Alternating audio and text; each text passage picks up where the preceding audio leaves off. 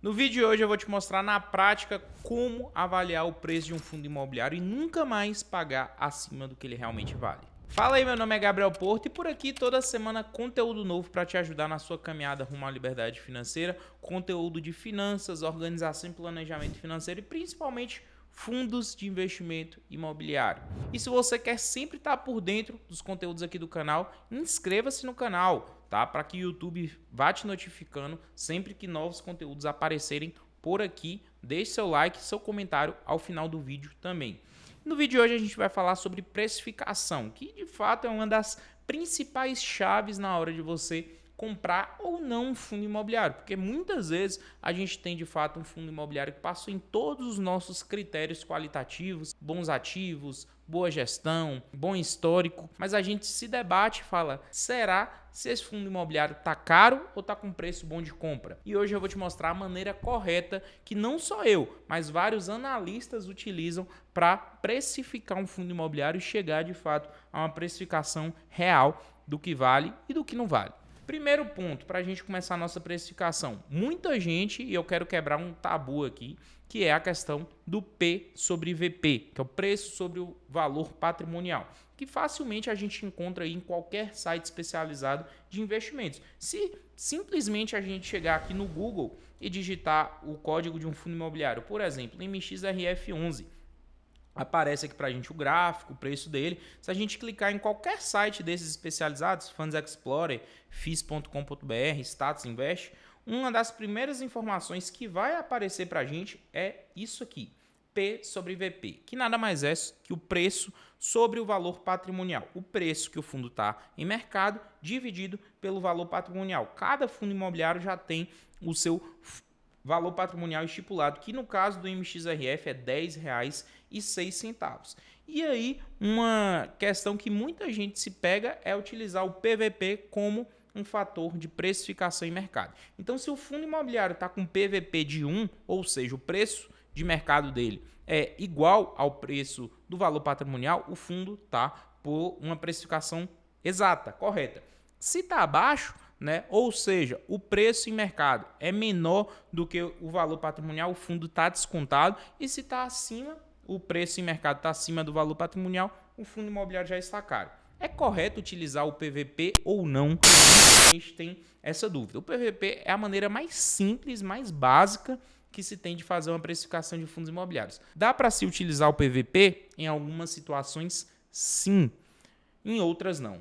É importante a gente conseguir separar aqui o que de fato faz sentido do que não faz. Em casos de um fundo imobiliário como esse que eu estou mostrando para vocês, MXRF11, a gente precisa entender quais são os ativos que se tem dentro do fundo imobiliário, qual é a classe que aquele fundo imobiliário pertence, porque só assim a gente consegue de fato entender se o PVP dá para ser utilizado ou não. Via de regra, PVP eu, Gabriel, utilizo em dois fundos imobiliários.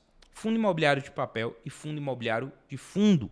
Por quê? Por que eu faço isso? Primeiro, fundo imobiliário de papel. Fundo imobiliário de papel são aqueles fundos que emprestam dinheiro em troca de uma taxa, São aqueles fundos de CRIs, como a gente sempre fala. Então, MXRF, por exemplo, é um dos casos, IRDM é um outro caso, HCTR é um outro caso de fundo imobiliário de papel. E por que dá para utilizar o PVP para fazer a precificação desse fundo imobiliário? Porque como uma dívida imobiliária, ela não tem um potencial de valorização, tá? Então, sempre que os fundos imobiliários de papel, eles passam ali do valor patrimonial, eles têm uma grande tendência a ficar próximo a ele logo menos. Muita gente, provavelmente você já deve ter ouvido falar disso, e fundo imobiliário de papel é um fundo de renda fixa, e realmente é, porque a gente já sabe o quanto que aquele fundo imobiliário vai performar ao longo do tempo, porque as taxas já são pré-definidas ali das dívidas imobiliárias, ou seja,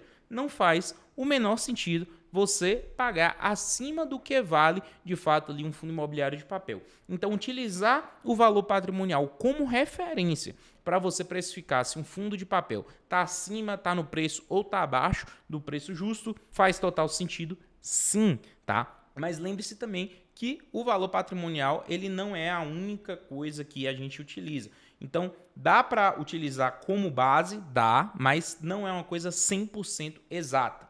PVP para fundo de papel faz sentido nesse momento. FOF também faz. Por quê? Quais são os ativos que se tem dentro de um FOF? Um fundo de fundos, outros fundos imobiliários. E como outros fundos imobiliários são negociados em bolsa aberta, em bolsa de valores, dá para a gente saber exatamente o quanto que aqueles fundos que o FOF investe estão sendo negociados. Dá para a gente saber o preço exato daquilo ali. Então, via de regra, não faz sentido também pagar em um FOF muito acima do seu valor patrimonial. Então, somente nesses dois casos, tá? Eu, Gabriel, utilizo o PVP como uma métrica minha de precificação. Agora fica uma grande questão, uma grande dúvida. E em fundos de tijolo, fundo de galpão, shopping, laje, varejo, entre outros fundos imobiliários de tijolo, como é que se faz? Já que o PVP não é uma métrica aceitável para ser utilizada, como é que você faz? Primeiro ponto, é importante eu explicar o porquê que o PVP não é aceitável.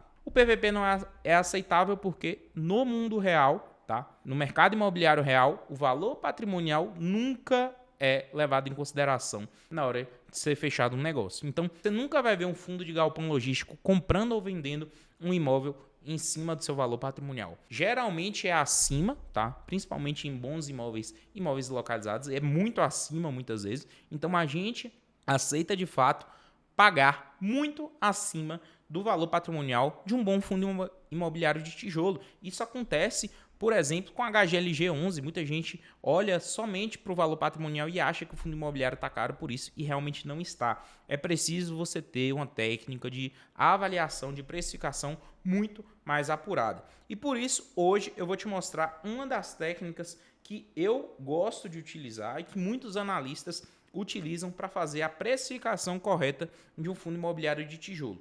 E aqui está uma fórmula bem interessante para a gente fazer isso, que é a fórmula de Gordon, tá? Então, aqui nessa fórmula de Gordon, a gente consegue chegar a uma precificação teto do quanto que determinado ativo, determinado fundo imobiliário, aqui dá para ser utilizado em ação também, tá? Mas eu vou utilizar aqui para fundos imobiliários quanto que é possível fazer a precificação. Como essa fórmula funciona? A gente tem aqui o P, que é o preço, né? E aqui a gente tem que colocar essas três variáveis. A primeira é o D. O D é o potencial dos 12 próximos dividendos que aquele fundo imobiliário tem para nos entregar. Então, se um nosso fundo de tijolo, um fundo de galpão, vem entregando R$1 por cota ao longo dos meses, ele tem esse potencial de continuar entregando nos próximos 12 R$1 por cota. Então, o D são os 12 próximos dividendos. Então, se ele vem entregando R$1, o D seria 12. O K é uma das variáveis mais importantes, porque ela leva em consideração duas coisas. O primeiro, o quanto que um investimento de renda fixa pode nos entregar.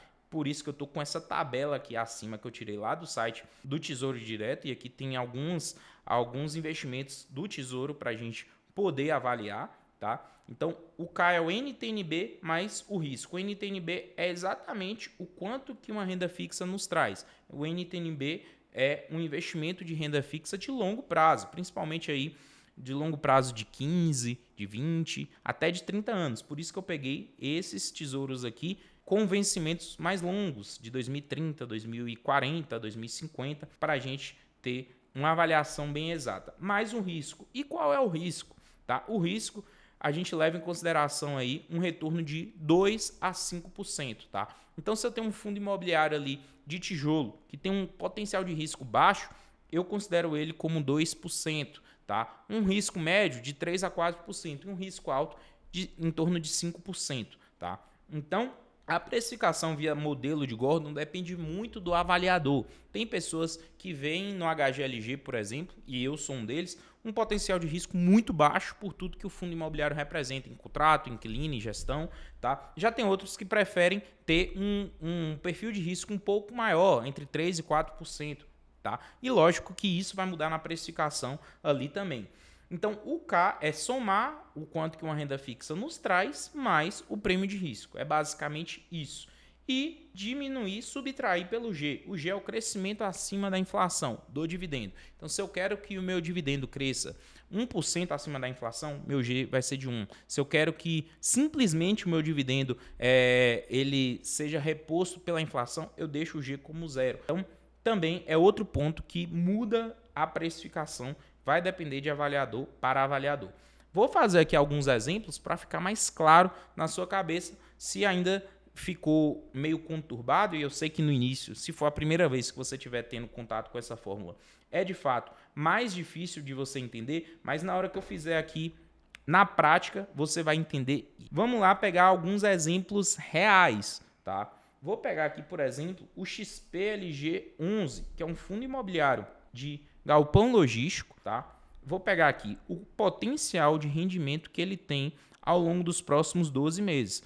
O XPLG vem entregando aqui na casa de 75 centavos de dividendos por mês. Então, o meu D aqui vai ser 0,75, vou fazer aqui a conta, 0,75 vezes 12, que dá R$ 9,00. Então, eu venho aqui, como aqui nessa tabela eu já deixei essa fórmula pronta, fica mais fácil para mim. Eu vou colocar aqui o D como 9, certo? O K, eu vou fazer a soma, como eu mostrei para vocês. O K é quanto que a renda fixa vem me trazendo, mais um prêmio de risco. Eu peguei aqui como referência o Tesouro IPCA+, tá? Com juros semestrais 2055, que ele traz IPCA mais 5,51%. Então, na minha conta, eu não vou colocar um potencial do quanto que o IPCA vai ser até 2055, porque eu entendo que o mercado de fundos imobiliários consegue me repor a inflação também. Então, como, de um lado, eu vou ter a inflação daqui, mais a inflação do mercado de fundos imobiliários que consegue, de fato,